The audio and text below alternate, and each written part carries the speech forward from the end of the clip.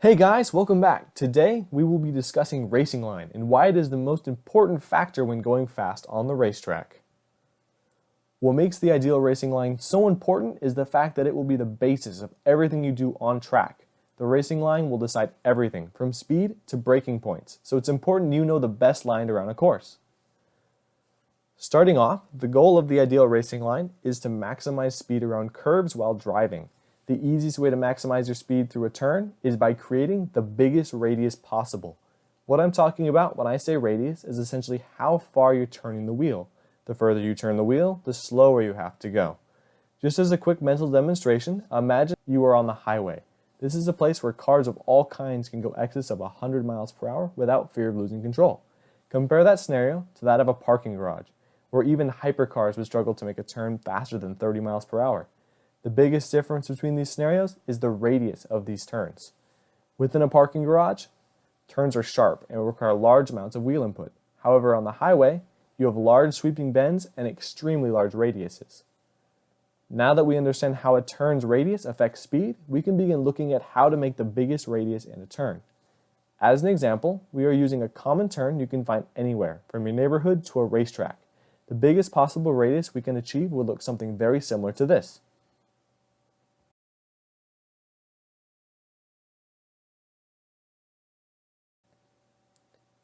If you've ever watched motorsports, this line should look extremely familiar to you, since they too use large radiuses. You can see with this line, we make this turn look a lot more like a highway, as opposed to the small tight corner you would find in a parking garage. Although we now know what the biggest radius would look like, we still don't have an ideal racing line. When driving on track, it's important to consider the conditions after the turn and how changing your driving line can allow you to be better prepared and create an overall faster lap. For this demonstration, we will assume that the next section of track will be a medium-length straightaway. In this situation, we would favor a higher exit speed so that we can carry that speed across the long distance.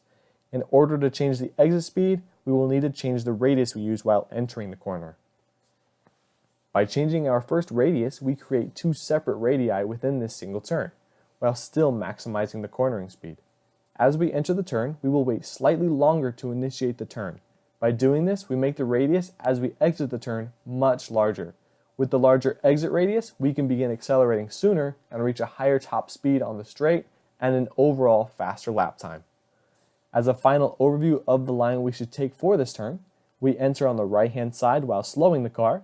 We make our turn in slightly later than the biggest radius possible, reaching the middle or apex of the turn. Slowly, we unwind the wheel on exit, creating a bigger radius, allowing us to go faster on the exit, thus preparing us for that straightaway. Something important to leave you with is the fact that every car, turn, setup, and ultimately driving style will have a different yet very similar ideal racing line. However, the concepts and physics remain the same regardless of the scenarios. The only true way you can improve is by understanding the theories, applying and practicing them to find what suits you best.